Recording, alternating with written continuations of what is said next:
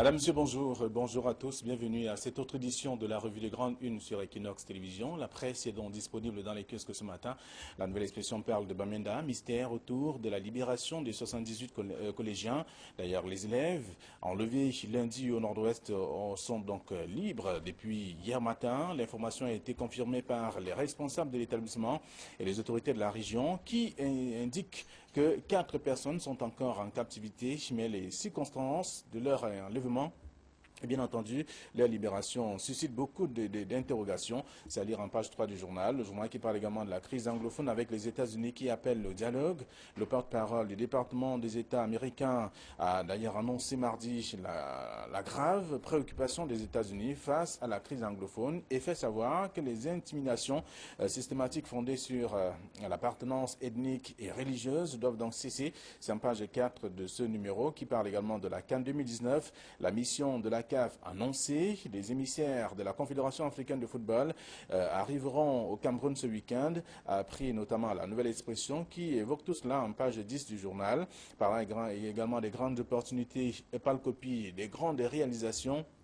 Le discours d'investiture de Paul Biya a donc dégagé des axes déjà présents dans son allocution de la prestation de serment de 2011. C'est ce que dit le journal en page 6. Également, on parle de l'Assemblée nationale avec notamment des vieux textes chez les députés, concordés depuis au moins 5 ans. Ils viennent d'être déposés à la Chambre basse du Parlement. On peut lire tout cela également en page 7 du journal La Nouvelle Expression. Le messager qui est dans les kiosques ce matin parle de violation de la Constitution. Paul Biya va-t-il enfin déclarer ses biens? C'est une grosse question ce matin. Le journal parle également fait savoir que la machine de la mise en œuvre de ces dispositions de l'article 66 de la Constitution du Cameroun étant grippée, l'homme du 6 novembre peut-il créer la surprise? Une question également à lire dans le journal avec des explications en page 4. Le journal parle également de Bamenda, flou autour de la libération des 80 otages. Le mystère reste entier sur l'identité des ravisseurs et même les circonstances exactes de leur libération. C'est en page 10 du journal Le Messager de ce matin et qui parle également de la vie et de la mort d'Madjouda Adudi, le secrétaire général adjoint du comité central du RDPC. Donc, qui s'est éteint hier à Paris, des suites de maladies, c'est ce qu'on peut lire aussi en page 3 du journal. Le Messager de ce matin, émergence, le quotidien privé bilingue, qui est dans les kiosques s'intéresse à la tension, parle de tension ethnique au Cameroun, la mise en garde de Donald Trump à Paul Biya, c'est ce qu'on lit également dans le dossier proposé par le journal, qui s'intéresse aussi à ce qui se déroule à Bamenda dans le nord-ouest. Les autorités annoncent d'ailleurs la libération de 79 élèves enlevés. On lit cette actualité également dans le numéro de ce matin. Le traitement est donc réservé par le tabloïd. Alors, autre sujet à découvrir dans le numéro disponible ce matin, c'est bien entendu ce que propose d'ailleurs la nouvelle expression, j'allais dire l'équation de ce matin. L'équation qui parle de Paul Biya qui tend la main aux Camerounais, à la suite notamment de la prestation de serment du chef de l'État, c'était le 6 novembre dernier. On a entendu, on a écouté, bien entendu, il s'est évertué à rappeler qu'il s'agit notamment de lui qui est garant des actions et bien entendu du peuple camerounais. Il doit donc amener ce peuple donc à la campagne, à réaliser bien des actions sur le terrain et tout au moins redonner le goût de la vie à ces Camerounais, c'est-à-dire dans le journal proposé ce matin, c'est l'équation qui s'intéresse aussi à la localité d'Undé lors de la prestation du serment du Paul Biya. On a vu les populations de cette localité, l'Undé qui célébrait notamment son champion, à lire dans le numéro disponible également. Toujours dans les kiosques ce matin, on va retrouver le journal Mutation qui parle donc de participation à la prise des décisions. Si jeunesse pouvait, donc on peut lire ça également dans le journal depuis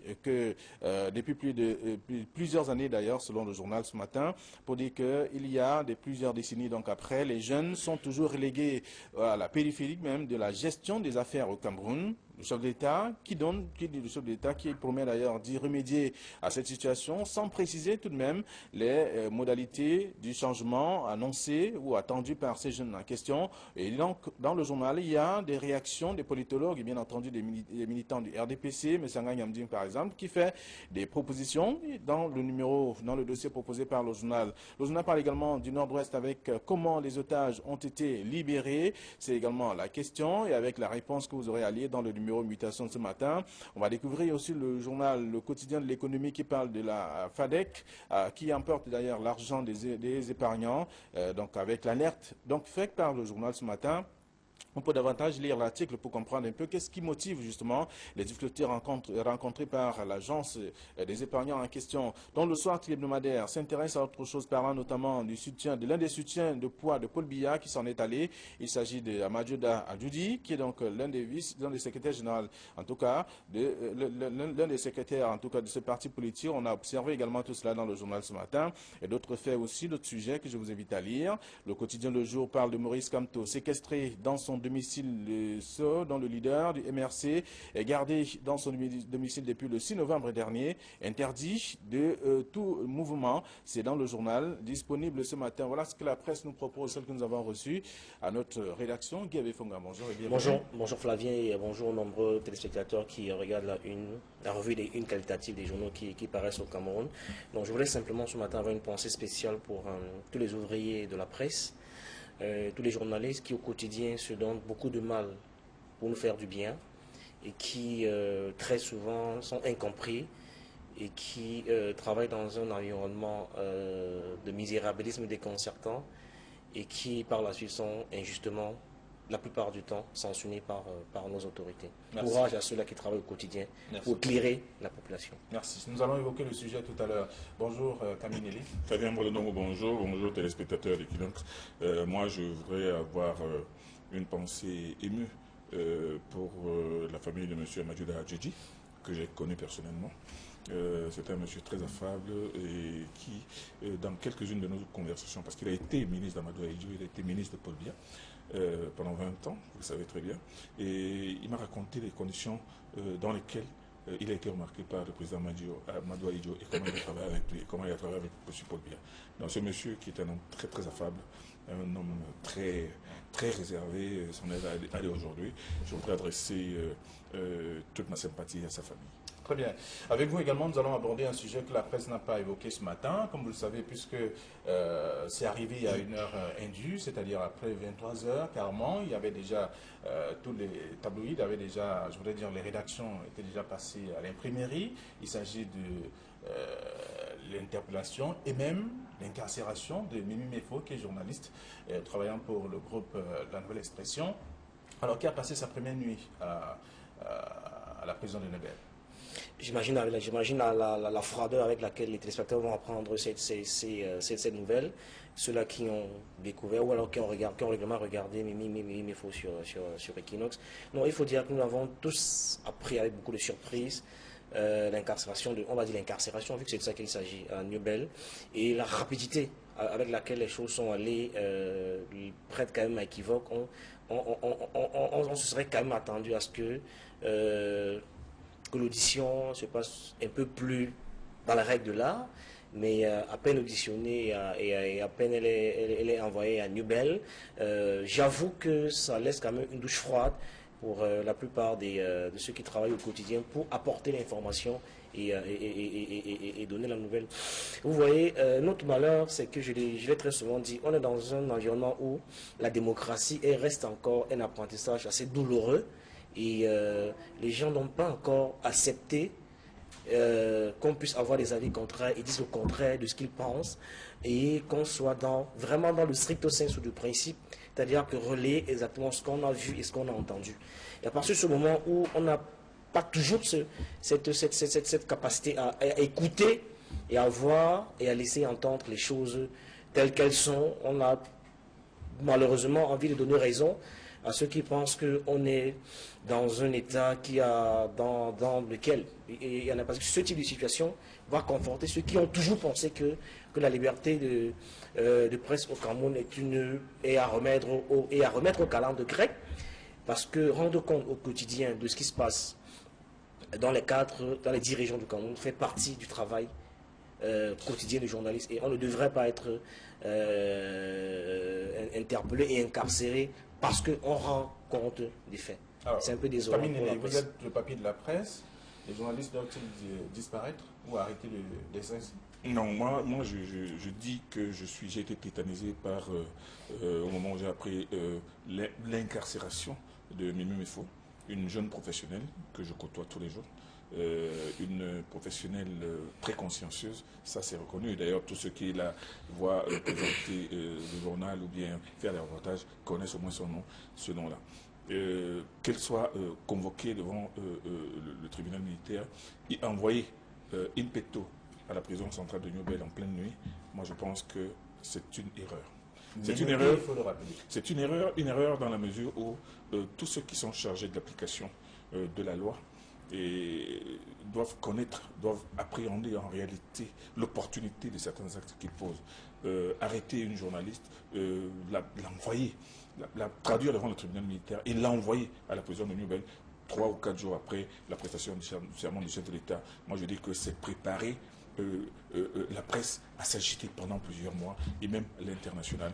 Parce que quand on regarde les motifs pour lesquels elle a été envoyée, on dit propagation de fausses nouvelles et atteinte à la sécurité intérieure. Maintenant, à l'examen de ces motifs-là, moi je pense que c'est un mauvais service qu'on est en train de rendre à Paul Biya au moment où il commence son mandat. Parce que ceux qui sont là, que ce soit le ministre de la Justice, que ce soit le secrétaire d'État de la Défense, que ce soit le ministre de la Défense, que ce soit même le ministre de l'administration territoriale, devraient comprendre que le moment n'est pas en début de règne, le moment est mal choisi pour démarrer avec une situation comme celle-là. On aurait même pu la traduire devant le tribunal militaire et permettre qu'elle comparaisse libre, mais pas l'envoyer en prison. Je dis que c'est une mauvaise chose, je pense que c'est une mauvaise chose, et j'en appelle à la conscience de ces hauts responsables. Certains peut-être ne feront plus partie du prochain gouvernement, mais qu'ils sachent qu'il est contre-productif aujourd'hui d'envoyer une journaliste en prison. Et moi je pense que si on veut sévir contre ces journalistes qui s'emploient tous les à propager de fausses nouvelles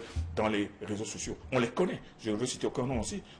Les auditeurs connaissent les noms de ceux qui balancent n'importe quelles informations et n'importe quelles mauvaises informations contre le Cameroun. On les connaît.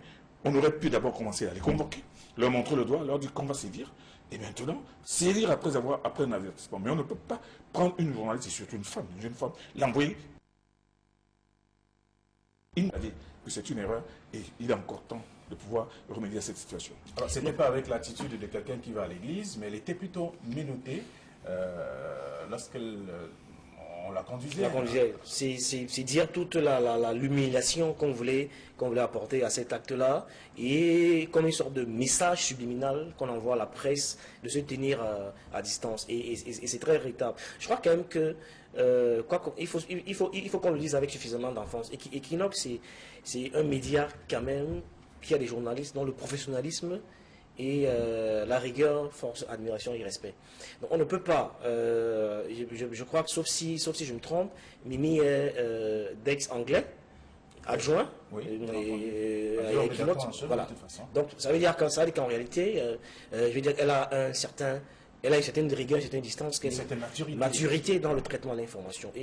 Et ce qui est davantage gênant, c'est qu'on parle de propagation de fausses nouvelles. Je veux dire que le dire, ça veut dire que Equinox le fait. Ce qui n'est pas vrai d'ailleurs. La rigueur avec laquelle Equinox travaille est assez appréciable. Et un des drames de notre pays, c'est la montée en puissance des réseaux sociaux qui a laissé aussi prospérer une nouvelle race d'individus qu'on appelle les lanceurs d'alerte, qui sont venus polluer totalement l'environnement de la presse, où des apprentis sorciers font feu de tout bois. Et je suis plus surpris que le doyen. Ceux-là qui, au quotidien, ne font que la propagation des fausses nouvelles, sont des gens connus, établis, qu'on connaît. Absolument. Mais jamais n'ont été inquiétés. C'est ceux-là, justement, qui mettent de l'huile sur le feu, qui font feu de tout bois, qui montent les canaux les uns qu'ont les autres, qui montent les ethnies les uns qu'ont les autres, mais ils ne sont quasiment jamais inquiétés. Donc on ne peut pas, je vais dire à mon sens, interpeller une journaliste qui travaille dans un média sérieux, connu, qui est apprécié par la rigueur et en un tour de bras, elle est envoyée en prison. Donc, moi, je voudrais quand même apprécier toute la mobilisation qu'il y a eu cette affaire. Je parle du syndicat, pour ceux qui nous regardent à l'étranger, du syndicat des journalistes du Cameroun, qui, depuis hier, a pris cette affaire à bras le corps et qui fait des mains et des pieds pour que l'opinion nationale et internationale soit sur vraiment ce qui se passe. Donc interpeller. Il y a comme un siège également, c'est un autre syndicat en tout cas, un regroupement de voilà, journalistes anglophones. Même les avocats qui s'y sont... Oui, tout à fait, qui sont mobilisés, et c'est très regrettable. Heureusement, je reviens de Yaoundé, où j'ai passé quelques jours. Nous sommes en train de mettre sur pied en ce moment une sorte de réseau panafricain de la presse en ligne, où il faut commencer, c'est davantage urgent, avec ce qu'on observe avec Mimi, qu'il faut toiletter tout ce qui se passe autour des réseaux sociaux et d'Internet, parce qu'il y a tellement de pollution qui font que même les vrais journalistes finissent par être inquiétés alors qu'ils ne font que de manière saine leur travail au quotidien. Donc il faut rapidement clarifier ça. Et c'est une mauvaise publicité qu'on fait.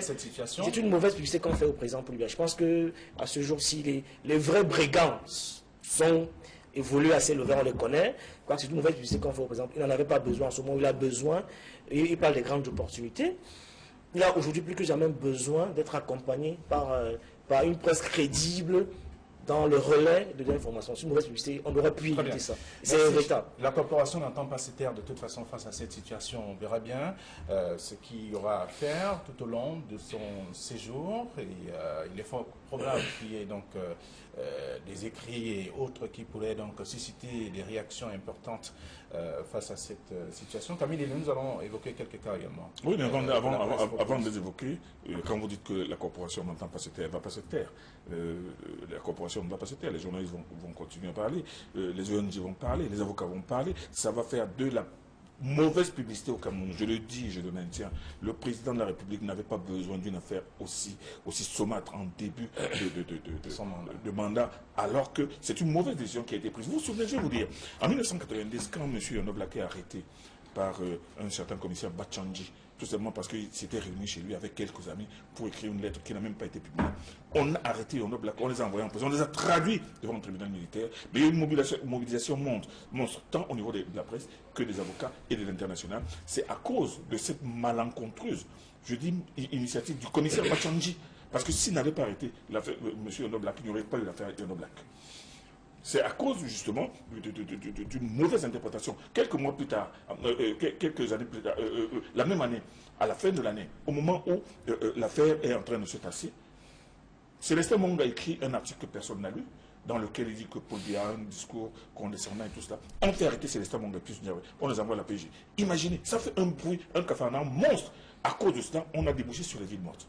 Donc moi, je dis qu'à tous les coups, ce sont les collaborateurs du chef de l'État qui prennent parfois la mauvaise idée, surtout au niveau de l'interpellation et de l'incarcération de certaines personnes. Et moi, je pense, et je le dis, je le maintiens, que cette arrestation de Mimi Bifo a été une mauvaise initiative prise par des gens qui n'ont pas vu l'intérêt de sauvegarder le début du mandat du chef de l'État. Et puis, juste une phrase pour sortir rapidement, pour dire que c'est un peu pénible de le dire, mais... Enfin, on va peut-être le dire, mais peut-être Mimi anglophone, peut-être les gens le sachent. Mais je veux dire que c'est de l'huile sur le feu qu'on jette inutilement et c'est gênant, c'est pas normal. Le président n'en a pas besoin. Vous avez suivi comment la prestation du serment du président l'autre jour, où le Clément à Tangana a rappelé avec emphase que le président voudrait, en citant justement Yves de Mouroussi, qu'on retienne de lui celui qui a apporté la démocratie et la prospérité. Alors, ce qu'on est en train de faire depuis 48 heures, c'est faire mentir le Clément Atangana, qui aussi est magistrat de haut vol, c'est faire mentir le président Paul Biya, et c'est un crime contre la démocratie, et on devrait le dire avec suffisamment d'emphase. Très bien.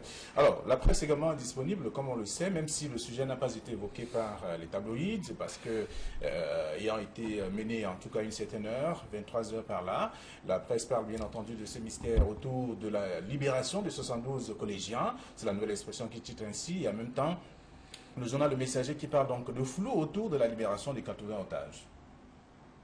Oui, il faut dire que c'est une qui a fait les gorges chaudes de la presse, parce qu'il y a quand même un flou. Parce que quand vous lisez le communiqué final qui annonce la libération des otages, à aucun moment on ne fait allusion à ce qu'on a fait des kidnappeurs dont on disait avoir identifié. Donc il y a une sorte d'opacité qui ne rassure pas les populations, parce qu'on les a aussitôt arrêtés, aussitôt libérés. C'est tellement allé très vite que ça laisse le passé qui est entretenu dans le communiqué final ne permet pas exactement de... C'est vrai qu'on a une armée assez efficace, hein, vraiment, on ne va pas dire le contraire ici, mais les nombreux qu'il y a autour du communiqué laissent quand même croire que Ça ressemble à un scénario hollywoodien, mais on avait intérêt quand même à clarifier ça de manière exacte, que les populations sachent exact. Parce que si on nous dit rien sur les kidnappeurs, rien n'interdit que demain, le même scénario se reproduise. Donc, les populations ont quand même, les parents ont besoin de savoir ce qu'on a fait de ces gens-là. Je crois que c'est le minimum d'éclairage qu'on peut apporter aux populations. Donc, tant que ce n'est pas fait, ça laisse une suspicion qui est malsaine et qui ne rassure pas, malheureusement. Très bien. Alors, 80 otages, ça c'est le messager flou, donc autour de la libération même de ces otages. La nouvelle expression fait savoir qu'il y a 4 personnes qui sont encore en captivité. Oui, mais est-ce que cela participe-t-il du flou ou bien cela participe du caractère, je dis, du caractère curieux de cette affaire? On nous a appris la veille de la prestation du serment de M. Paul Biya que 80-79 enfants auraient été enlevés du côté du nord-ouest. Bon, maintenant, l'armée s'est lancée à leur recherche et des instructions ont été données. Parce que ça, le colonel Badjek l'a dit, et je pense que c'est absolument intéressant et absolument normal, qu'on évite au maximum la confrontation, le clash, donc l'échange de coups de feu, parce que cela peut causer justement la mort des enfants, pas des balles perdues, tout cela. Bon, selon le communiqué du colonel Badjek, ils avaient été filés, reprofilés à partir des données satellitaires et un certain nombre de moyens spéciaux. Ils ont été localisés et la zone a été bouclée certainement que les ravisseurs, sentant l'étau se refermer, ont abandonné les enfants et ont fui.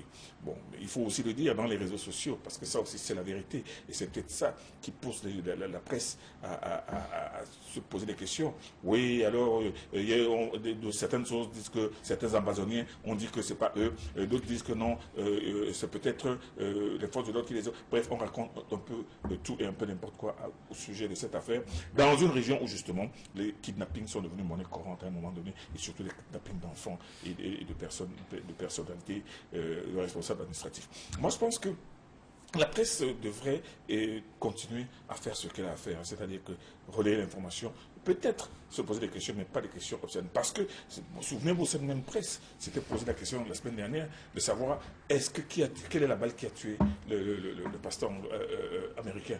Est-ce sont les balles des hommes armés qui l'ont attaqué, ou bien sont des balles de l'armée camerounaise? Moi, je pense que cette question n'a aucun sens. Elle n'a aucun sens dans la mesure où, au moment où il y a eu un clash avec au centre le pasteur américain qui était là, des coups de feu ont été échangés. Vraiment, je vois mal comment les militaires auraient pu froidement et intentionnellement tirer sur le pasteur américain. Donc, et ça, c'est des questions qui sont là pour rendre cette information assez floue et assez indigeste. Il y a eu ce clash qu'on a vu, il y a eu un échange de coups de feu, des sécessionnistes ont été arrêtés d'ailleurs. Des hommes armés ont été arrêtés parmi ceux qui ont qui ont attaqué ce pasteur, parce qu'il a été établi que des hommes armés ont attaqué le pasteur américain. Bon, mais maintenant, moi, je pense qu'on laisse le ministère de la Défense donner toute l'information, mais pas commencer à se spéculer en se demandant au fait quelle est la balle qu'il a tuée. Et moi, je crois que là aussi, il est pas la responsabilité du journaliste de donner l'information et de ne pas être trop affectif. Non, disons que c'est un happy end que nous applaudissons des deux mains, parce que c'est la preuve qu'on a une armée qui sait prendre ses responsabilités. Souvenez-vous, je l'ai très souvent dit, si un État est fort, il vous écrase. Donc s'il est faible, vous périssez tous. Donc on voit bien que l'armée de temps en temps peut faire preuve de génie et de ramener les otages aussi rapidement. Sauf qu'on aimerait simplement que ce genre d'attitude soit un peu plus régulière, qu'on ait une armée qui soit plus prompte à réagir, et que les populations qui ne demandent qu'à être protégées et encadrées par l'armée qui a le monopole de la violence physique légitime, puisse en fait encadrer ces populations du nord-est et du sud-est qui n'arrivent même pas à aller à l'école, alors que l'État a les moyens de ramener la paix et la calme. Très bien. On peut lire tout cela dans la plupart des tabloïds ce matin, parlant notamment de cette libération de ces jeunes, et en tout cas, et les responsables de l'établissement, dans le messager, la nouvelle expression. Alors, on parle également du sport avec la CAN 2019, la mission de la CAF, annoncé au Cameroun, selon le journal La Nouvelle Expression, pour dire que la Confédération africaine de football vient pour une énième fois vérifier si tout est fait prêt pour avant le coup d'envoi même de la CAN. Oui, c'est qu'il y a de bonne guerre. Il est bien. Il est bien, il est normal que ce type de visite d'inspection se répète pour mettre de la pression au Cameroun et être sûr qu'on va véritablement être prêt le jour 10, comme le président l'avait annoncé. Souvenez-vous que nous étions les sorties de... D'ailleurs, il ne vous a pas échappé que Ahmad est monté plusieurs fois au créneau pour dire que le Cameroun n'est pas prêt à donner cette canne. Après, il était traité de tous les noms d'oiseaux. S'il n'avait pas eu cette pression positive-là, je ne suis pas sûr que le quart de ce qui est fait en ce moment aurait été fait. Donc c'est normal que ce type d'inspection, parce que contrairement à ce qu'on pense, le Camerounais est un être vraiment extraordinaire. Donc il faut mettre la pression. Il faut mettre la pression que les autorités avancent dans les travaux. Donc j'ai visité le stade Olembe encore il y a quelques jours. Donc quand vous disent que d'ici la fin d'année, d'ici janvier, on verra sortir quelque chose de terre d'assez concret, d'assez présentable. Le mois de décembre, en fait, voilà, donc, pour dire que tout sera... J'ai dit il y a quelques jours, vraiment, ça donne à espérer, donc les gens y travaillent, mais c'est une pression positive, sauf qu'on n'en avait pas besoin. On est malheureusement dans un état qui est, on ne dit peut-être pas suffisamment, mais c'est la forme la plus achevée de l'inertie. Ça fait 4 ans que cette canne a été attribuée au Cameroun. Mais rien n'a été fait. On vient de travailler à la dernière année sous pression parce qu'on a fait les surenchères et la surfacturation et certains s'en mettront encore, comme à l'habitude, plein les poches. Et c'est regrettable. Alors, il y a 4 ans qu'on a annoncé en tout cas que le Cameroun est au courant qu'il devait abriter ou accueillir la Coupe d'Afrique des Nations. Est-ce qu'on devrait travailler sous pression alors que c'est une autre affaire? On n'aurait pas dû. On n'aurait pas dû, une fois de plus, ce sont les responsables nommés par le chef de l'État qui n'ont pas fait leur boulot comme il fallait. Ce sont des personnes chargées de l'exécution et de la mise en place de ces structures qui ont préféré se tourner les pouces, dormir, attendre les derniers moments pour amener le déclenchement de procédures d'urgence et qui permettent bien évidemment tous les jonglages possibles. Bon, maintenant, le président de la République, conscient de cela, a annoncé à la cantonade et au monde entier que le Cameroun sera prêt le jour J. Il ne faudra pas qu'on... fait mardi le président. Voilà. Comment on le fait pour la démocratie en ce moment? Tout à fait. Donc, je pense que cette mission de la CAF qui arrive, c'est une mission de plus. Vous vous souvenez que M. Amadamad a dit que si le Cameroun n'organise pas, ce ne sera pas de la faute de la CAF, mais ce sera plutôt de la faute du Cameroun. Donc cette mission arrive encore. Après cette mission, il y en a encore une autre qui est prévue pour décembre. Et après celle-là, on va se retrouver en 2019 et la Coupe d'Afrique sera tout à côté. Moi, je pense que les bouchées doubles, entre maintenant et le mois de décembre, on doit les mettre. Parce que les stades sont certainement en train de pousser. Et les infrastructures routières, qu'est-ce qu'on en fait? Jusqu'aujourd'hui, le rond-point de Daïdo est un véritable labyrinthe où on fait parfois plus d'1 heure entre le rond-point de Daïdo et l'hôtel de Ney, et vice-versa. Donc, est-ce que tout cela, les gens vont s'y mettre? L'entrée des grandes villes, c'est toujours... non seulement l'entrée des grandes villes, mais même l'accès au stade. L'accès au stade même. Il y a des gens qui viendront regarder les matchs, ils vont passer par où? Vous allez passer par Niala, vous connaissez la route de Telgaroum, pas pour moi. Très bien. Alors, donc, on peut lire ça également dans le journal La Nouvelle Expression de ce matin, parlant de la mission de la CAF qui est annoncée au Cameroun pour ce week-end. Donc, selon le numéro Mutation, parle de participation à la prise des décisions avec ce titre, Si jeunesse pouvait. La jeunesse peut. Je suis très heureux de ce titre parce que je suis de ceux qui ont été très actifs durant cette campagne présidentielle-là. Donc, j'ai vu les jeunes mouiller le maillot. Même si ça s'est fait un peu tardivement, mais je pense que davantage les jeunes sont un peu plus conscients ils ont la responsabilité de prendre leur destin en main. Vous savez, la jeunesse, c'est le feu sacré.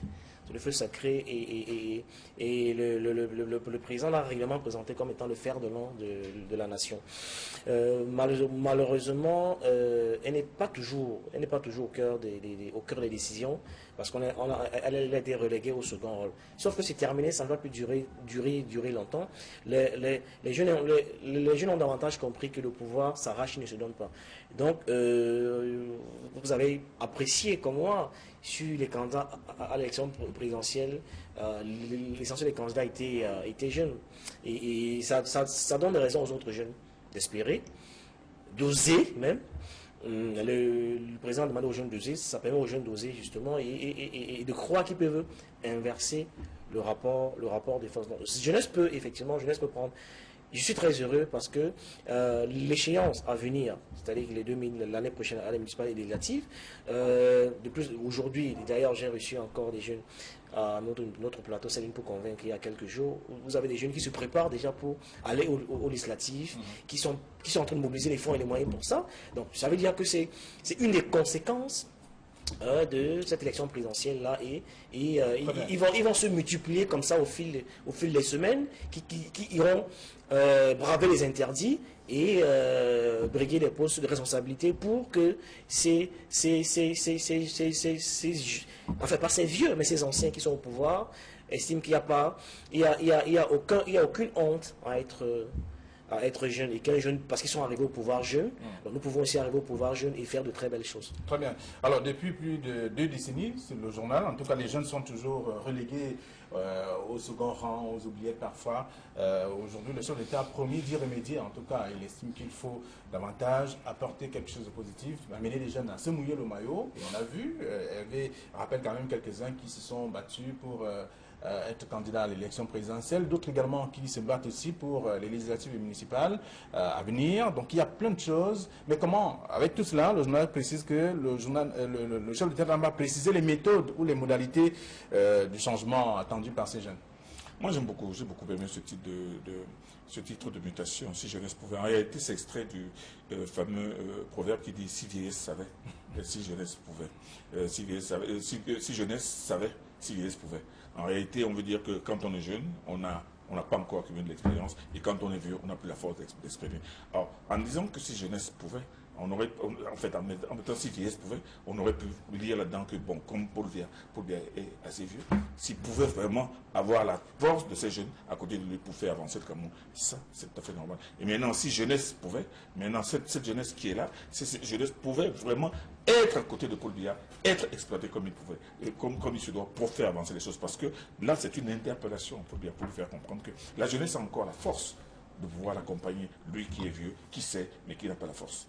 Donc moi je pense que c'est un titre qui est très philosophique et qui est très bien placé. Moi je pense qu'au-delà du titre qui peut prêter à équivoque, il y a la réalité de ce mandat qui arrive aujourd'hui entre les mains de Paul Biya, où il est impératif pour lui d'associer un maximum, beaucoup plus de jeunes. Merci à vous, chers messieurs. La presse est dans les kiosques ce matin, comme tous les jours de lundi à vendredi. La presse vous permet d'être au parfum de l'actualité. Merci, bon retour à vos différentes rédactions. Demain, ce sera une autre édition. Ce sera la dernière de la semaine. Bonne journée à tous.